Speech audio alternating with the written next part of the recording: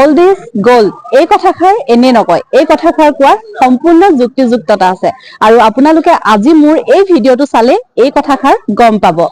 নমস্কাৰ, এবি স্পৃহাৰ অন্য এটি ভিডিঅ'লৈ পুনৰবাৰ সকলোকে স্বাগতম জনাইছো। আশা কৰো সকলো কুশলে আছে, কুশলে থাকক, ভগৱানৰ শ্ৰীচৰণত সদায় প্ৰাৰ্থনা কৰো।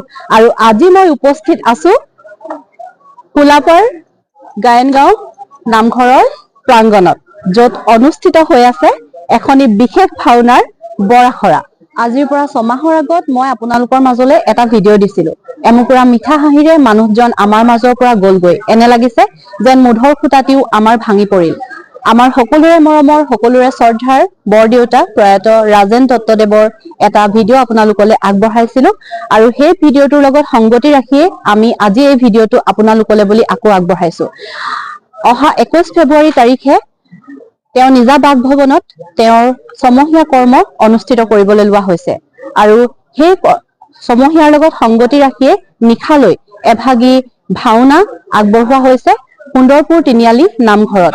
আৰু আপোনালোকক সেই ভাওনা ভাগলৈ মোৰ এই ভিডিঅ'টোৰ জৰিয়তে নিমন্ত্ৰণ জনাইছো। আপোনালোক সকলো আহিব। আৰু এই ভাওনা ভাগি মই প্ৰথমে কৈছো যে বিশেষ বুলি কোৱাৰ এটা কাৰণ আছে। আৰু বিশেষ বুলি কোৱাৰ কাৰণ এইটোৱে যে এই ভাওনা ভাগি সুদূৰ মুম্বাইত ভাওনা নাট প্ৰদৰ্শন কৰি আহিছে আৰু আমাৰ বৰদেউতা প্ৰয়াত ৰাজেন দত্তদেৱ এই ভাওনা ভাগিৰ লগত ওতঃপ্ৰোতভাৱে জড়িত আছিল। যেতিয়া এই ভাওনা ভাগি মুম্বাইত পৰিৱেশন কৰিছিল তেতিয়া আমাৰ বৰদেউতা শৈলৰ চৰিত্ৰত অভিনয় কৰিছিল আৰু এই নাটভাগিৰ নাম হৈছে কুৰুসন্ধ্যা। আৰু এই কুৰুসন্ধ্যা নাটখনি কালুগাঁও মিলিত শিল্পী সমাজৰ উদ্যোগত মুম্বাইৰ লগতে অসমৰ বিভিন্ন প্ৰান্তৰ মঞ্চত মঞ্চস্থ কৰা হৈছিল। কিন্তু সময় অতিক্ৰম হৈ যোৱাৰ ফলত এই নাটভাগিত অভিনয় কৰা বহুকেইজন গণ্যমান্য ব্যক্তি পৰলোগামী হ'ল আৰু বাকী থকা সকলকো বৰ্তমান বয়সে গৰকিছে।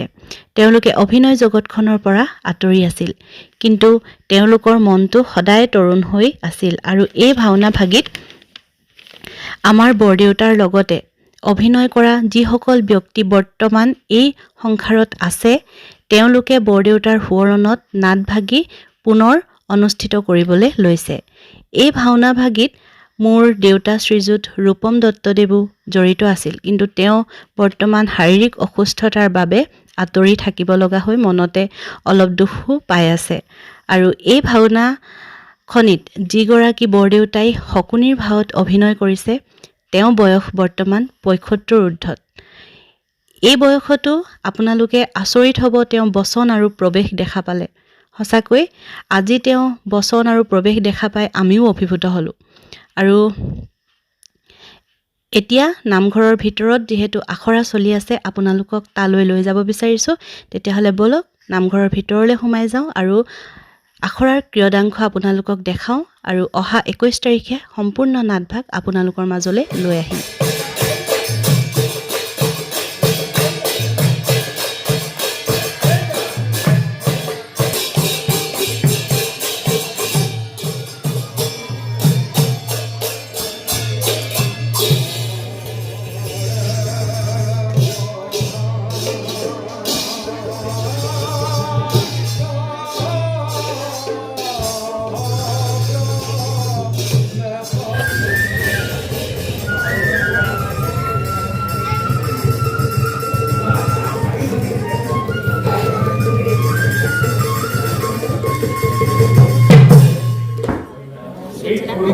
মহাযুদ্ধ পাণ্ডবৰ জয় অবশ্যম্ভাবী।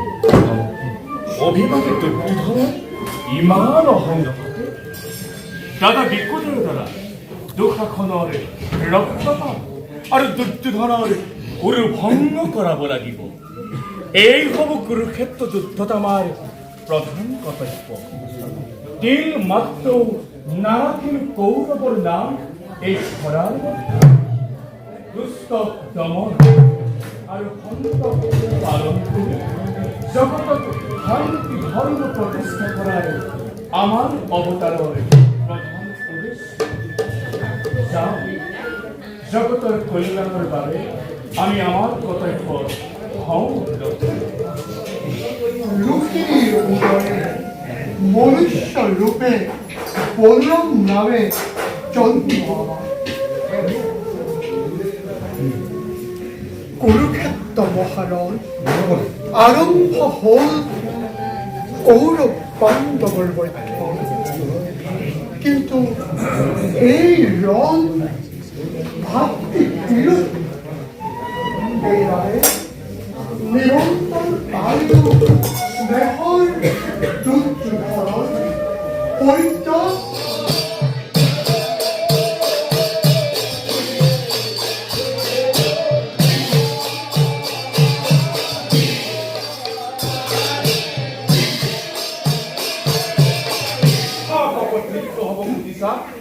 গতিকে ভাইগণ মোৰ অতিকে চঞ্চল হৈ পৰিছে।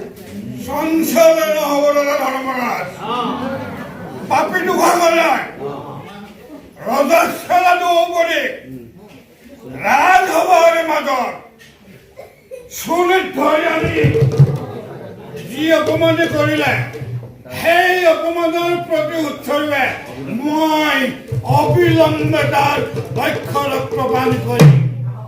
আৰু শুনা দাদা ধৰ্মৰাজ, কুৰু কুলাঙ্গার অভিমানী দুর্যোধনে কুরু হবাত মাঞ্চলিক যে পাও কুরু দেখাইছে সেই উরু এই মূল দুর্জয় করে ভাঙি সুন্দরিত করি।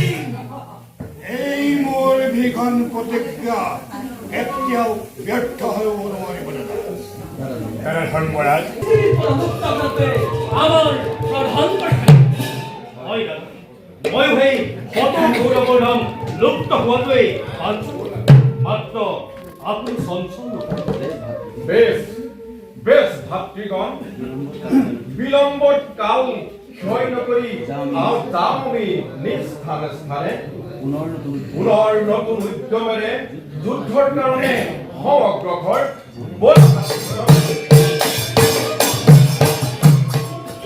আদি গাবানল মোৰ চলিছে অন্তৰ উচ্চতেজি গাবানল অসম্ভৱ অসম্ভৱ মাত্ৰে কিয় অত্যাসী আহি বাক্যহীনা নিষ্কিন কৰ্ণ যাচি দিশা মাতৃত্ব তোমাৰ মইতো বিচৰা নাই সেই অধিকাৰ, তেনে আশাক দিয়া নাই মই অন্তৰত ঠাই। এতিয়াও যোৱা তুমি দেৱী লৈ মোৰ ভক্তি পূজাৰ অঞ্জলি মাতৃ হৈ দশবন্ত পঞ্চ পাণ্ডৱৰ গৌৰৱ মিলি ভকত শ্ৰী হৈ হাকা দেৱী দূৰতে দিনহীন মই নাচাপিবা নাচাপিবা কাষ মই কৰিছো মিনতি। অভিমান ত্যাগ কৰা, যিমানেই সৰু বুলি ভাবিছা নিজক সিমান সৰু নোহোৱা। এহৰ বন্দা কিনি ধাৰ মেলি দিছা মমতাৰ কিয় ৰুদ্ধ দুৱাৰ। দুখ মোৰ ভুল মোৰ, আজি মই কৰিছো স্বীকাৰ। লুকুৱা কলংক আজি মই মোৰ হত মুখে কৰিম প্ৰচাৰ। কৰ্ণৰ মাতৃ কলংকিত কাহিনী আৰু কৰ্ণৰে তপস্যাৰ স্নিগ্ধ আলোকত উদ্ভাসিত হ'ব আজি মহিমা মন্দিৰ। সেইবাবে অভিমানী পুত্ৰ মোৰ নিজ হাতেৰে তোমাৰ নিজ হাতেৰে দিয়া দণ্ড মোক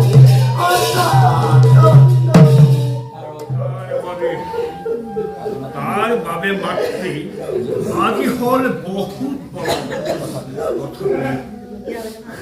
দোষ মই নিদিওঁ তোমাক, দোষ মোৰ নিজ অদৃষ্ট।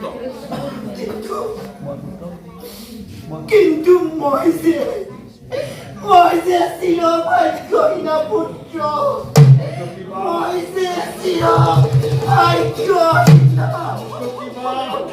সকলো জননী পুত্ৰ হৈ সকলো মাতৃ নোৱাৰো যে চাব স্থিৰ হৈ। এতিয়াও যদি কোৱা, এতিয়াও যদি তুমি কোৱা, সেয়া যদি দিবলৈ সত্য পৰিচয় তব ভ্ৰাতা আহিব নোৱাৰি। আঁঠু ল'ব তোমাৰ চৰণত আৰু এই হস্তিনাৰ ৰাজ সিংহাসনৰ সহজতেই তুমি হ'বা অধিকাৰী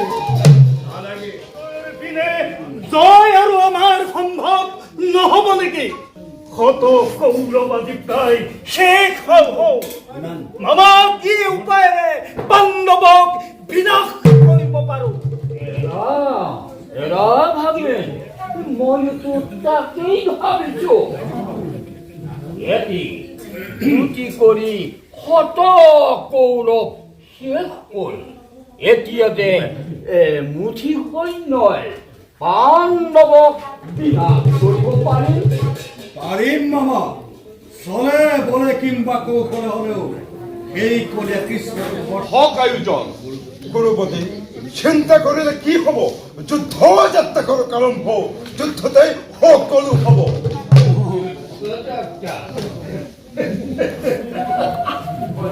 মুখধন মামা এনেদৰে চিন্তা কৰি থাকিলে কি হ'ব অদৃষ্টতে যি লিখা আছে অৱশ্যেই হ'ব গতিকে বুজিছো মামা নাই প্ৰয়োজন চিন্তাৰ আৰু নাই প্ৰয়োজন সভাসদসকল আজিৰ সভা ইমানতে ভংগ কৰা হ'ল পৰৱৰ্তী দিনত আলোচনা কৰি পুনৰাই যুদ্ধ চলো হ'ব ব'লা এতিয়া সকলোতে যাওঁ নিজ নিজ কাৰ্যত হওঁ অগ্ৰসৰ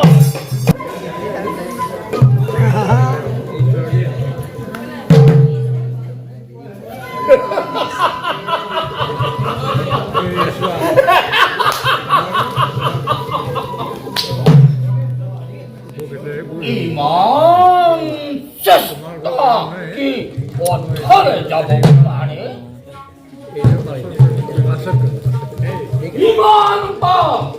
ইমান পাপ কি পৃথিৱীয়ে সহ্য কৰিব পাৰে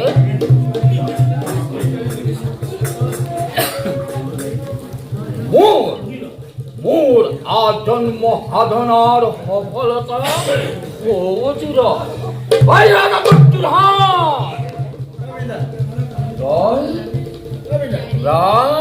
ৰাজেশ্বৰ আৰু মই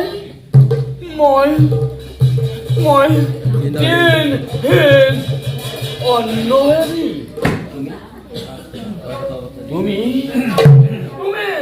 শত জীৱিত ভাতাৰ জ্যেষ্ঠ আৰু মই শত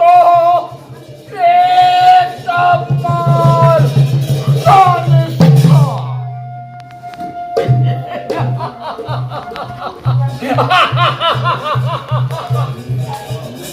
তোমাৰ আৰু মোৰ ভিতৰত ইমানেই প্ৰৱেশ অথচ তুমি মোৰ ইমান মৰমৰ ভাগে আৰু মই তোমাৰ অস্থিৰতা স্নেহৰ মাত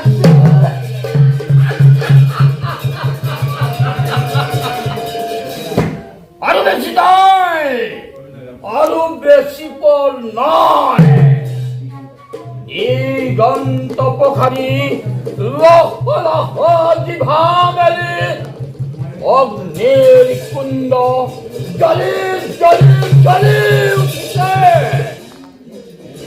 আৰু সেই অগ্নি এটি দুটি কৰি পতংগই চাপ দিব লাগিছে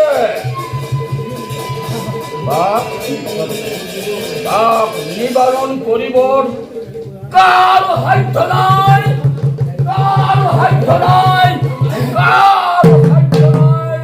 নিৰ্বাপিত কৰে কাৰো সাধ্য নাই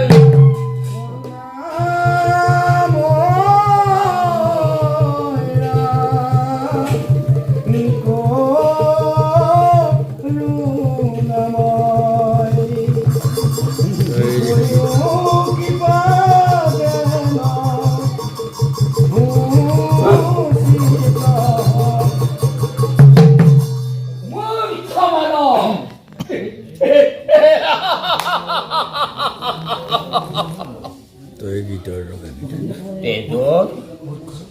তেজত ঢৌ ঢৌ উঠিছে আৰু তই ৰাগিনী তুলিছ মৃত্যুৱে মুখ মেলি খেদি খেদি আহিছে আৰু তই সংগীতৰ সুধা ঢালিছ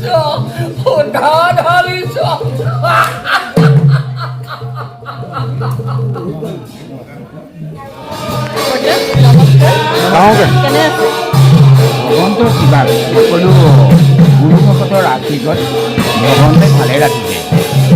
আপোনালোকে আকৌ নাট কৰিবলৈ আৰম্ভ কৰিছে মানে আখৰা কৰি আছে এতিয়া আমি আজি আমাৰ লগতে শিল্পী ৰাজেন দত্তদেৱ প্ৰয়াত তেখেতৰ সোঁৱৰণিত আমি সেউকীৰ অনুমোদন ক্ৰমে তেখেতলোকৰ গাঁৱৰ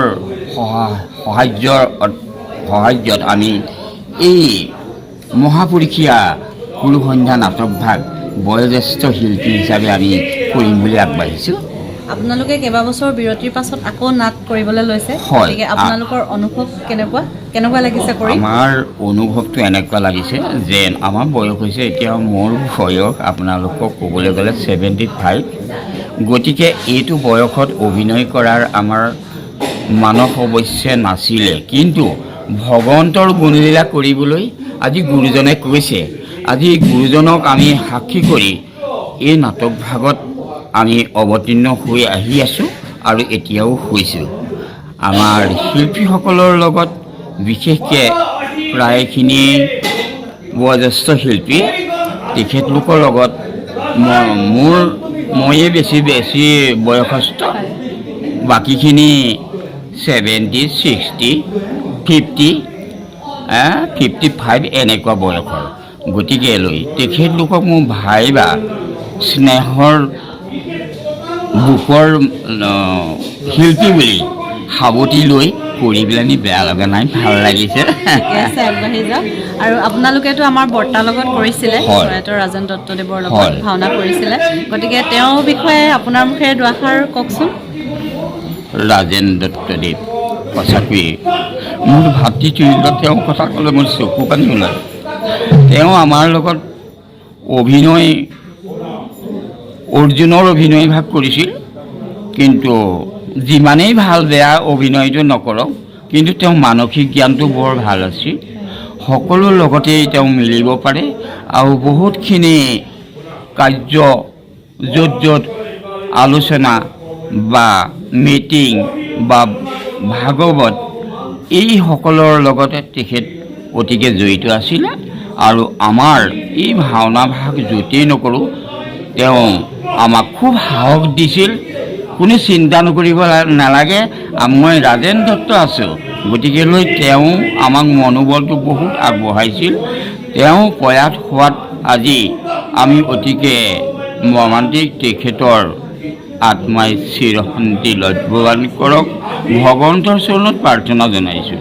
আৰু তেওঁ আজি অৰ্ধবাৰ্ষিকত যিভাগ আমি ভাওনা কৰাৰ সিদ্ধান্ত কৰিছোঁ,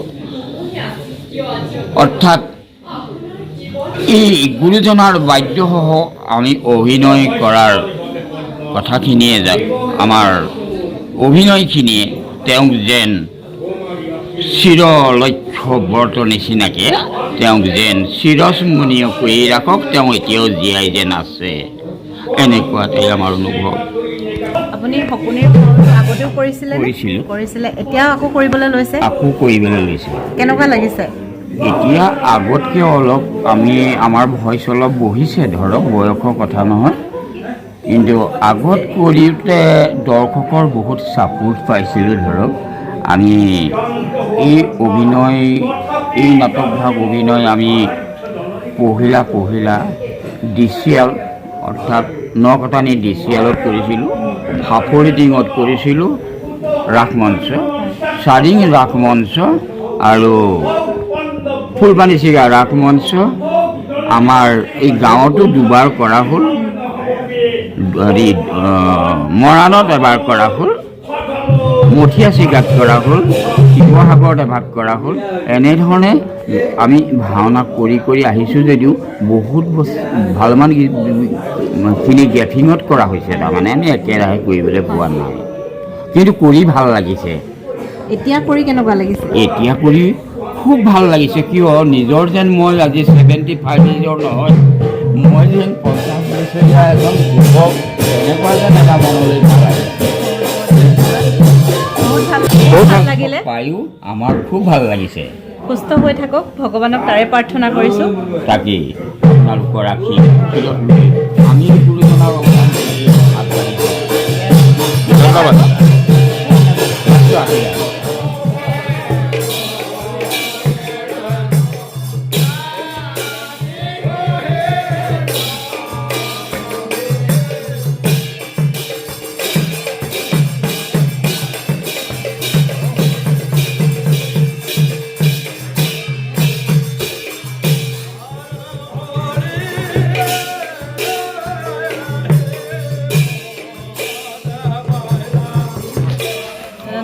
নমস্কাৰ, মোৰ ইউটিউব চেনেললৈ আপোনাক স্বাগতম জনাইছোঁ। মোৰ আন্তৰিক ধন্যবাদ থাকিল আপোনাক। ঠিক আছে বাৰু।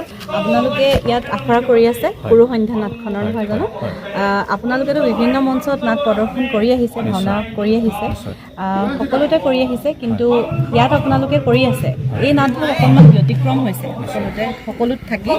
গতিকে আপোনাৰ অনুভৱ কেনেকুৱা, বা এখেতলোকৰ লগত কৰি আপোনাৰ কেনেকুৱা লাগিছে, দুআষাৰ কওকচোন। হয়, মই প্ৰথমে ক'ব বিচাৰিছোঁ যে মই অতি গৌৰৱান্বিত, কিয়নো আজি যিসকল ভাৱৰীয়াই ইয়াত অভিনয় কৰি আছে আপোনালোকে দেখিছে, আটাইসকল বয়োজ্যেষ্ঠ ব্যক্তি। প্ৰথম কথা হ'ল, এইসকল বয়োজ্যেষ্ঠৰ লগতে আমি ভাওনা প্ৰথম আৰম্ভণি কৰিছিলোঁ। প্ৰথম ভাওনা খোজ যিকেইজন ব্যক্তি আছিল ইয়াত অভিনয় কৰি আছে, তেখেতলোকৰ দ্বাৰাই আমি অ আ ক খ ভাওনা শিকিছিলোঁ। সেইবাবে আজি অতি গৌৰৱান্বিত, আৰু আজি দীৰ্ঘদিন বিৰতিৰ পিছত তেওঁলোকৰ লগত অভিনয় কৰিছোঁ। আৰু আপোনালোকে ইতিমধ্যে গম পাইছে যে আমাৰ এই নাট্য দলটিৰ কালুগাঁও মিলিত শিল্পী সমাজৰ এজন অন্যতম কৰ্ণধাৰ প্ৰয়াত ৰাজেন দত্তদেৱৰ প্ৰথম বাৰ্ষিক যি মানে শ্ৰাদ্ধানুষ্ঠান হৈছে, এই অনুষ্ঠানৰ লগত সংগতি ৰাখি এই কুৰুসন্ধ্যা ভাওনাখনি পৰিৱেশন কৰিবলৈ আমি আগবঢ়া হৈছে। অতি গৌৰৱৰ বিষয় যে আমি যি সময়ত ভাওনা অ আ ক খ শিকিছিলোঁ, সেই সময়ত শিকা আৰু আজিৰ ভাওনাৰ মাজত বহুত পাৰ্থক্য দেখা গৈছে। কিয়নো আমাৰ গীত মাতেই হওক বা আমাৰ বাদ্য হওক বা আমাৰ অভিনয় শৈলী হওক, সম্পূৰ্ণ সলনি হৈছে। এতিয়া আমি যিসকল ভাৱৰীয়াৰ লগত আজি অভিনয় কৰিছোঁ, সেইসকলৰ লগত অভিনয় কৰিবলৈ পাই সঁচাকৈ আমি অতি আনন্দিত, অতি গৌৰৱবোধ কৰিছোঁ। এইকাৰণে যে তেওঁলোকে ভাওনাৰ যিটো পৰম্পৰা শৈলী, পুৰণা গীত মাত, পুৰণা অভিনয় ভাওনাৰ শৈলী, সেইখিনি তেওঁলোকৰ মাজত কৰিবলৈ পাইছোঁ। আৰু আমি বৰ্তমান কৰি আছোঁ এতিয়া আধুনিক যিটো ভাওনা চলি আছে আমাৰ, সেই ভাওনাখিনি প্ৰতিযোগিতা মঞ্চত যি চলি আছে, কিন্তু এওঁলোকৰ লগত কৰি সঁচাকৈ আমি এটা সুকীয়া আমেজ লাভ কৰিছোঁ। কিয়নো ভাওনা হিচাপে তেওঁলোকৰ লগত কৰি যিটো আমি অনুভৱ কৰিছোঁ মানে, গতিকে আমি আহ্বান কৰিছোঁ সকলো ৰাইজ আহক, এই ভাওনাখন চাওক। আমাৰ গুৰুসকলে আমাক কেনেদৰে শিকাইছিলে, সেইদৰে আমি এই পুৰণা ভাওনা শৈলীখিনি আমি দেখাবলৈ চেষ্টা কৰিম ৰাইজক। গতিকে আমি সকলোলৈকে নিমন্ত্ৰণ জনাই সেৱা ধৰিছোঁ। আপুনি ইয়াত কৃষ্ণৰ ভাওত কৰিছে? হয়, মই শ্ৰীকৃষ্ণৰ ভাও অভিনয় কৰিছে। গতিকে কেনেকুৱা লাগিছে কৰি? খুব ভাল লাগিছে। আচলতে প্ৰৱেশৰ যি আমাৰ শৈলী, এই আমি পুৰণা শৈলীত কৰিছোঁ, কিন্তু বৰ্তমান আমি ভাওনা প্ৰতিযোগিতা মঞ্চত ভাওনা কৰি আছোঁ। গতিকে প্ৰতিযোগিতা মঞ্চত আমাৰ যিহেতু আপোনালোকে গম পাইছে যে ধৰা বন্ধা কিছুমান নিয়ম থাকে, কিন্তু এই পুৰণা শৈলীত আমাৰ ধৰা বন্ধা নিয়ম নাথাকে।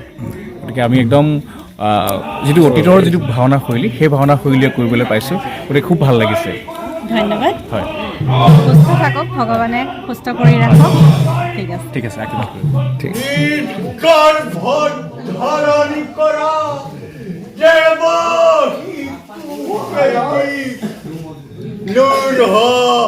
মদ করে মরিয়াই মরিয়াই মাংস করাই ফিরাই হেই গিরাই মাই হেই গিরাই মাই আর রটইট হই সুগন্ধা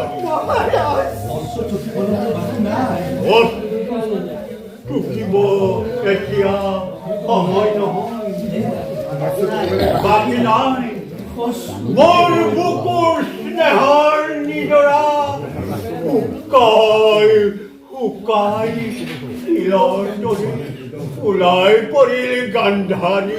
আমাৰ প্ৰয়াত ৰাজেন দত্তদেৱৰ আমাৰ বৰ্তাৰ কনিষ্ঠ কন্যা, আৰু ভাওনাখন আমি আখৰা উপভোগ কৰিলোঁ। বৰ সুন্দৰ হৈছে।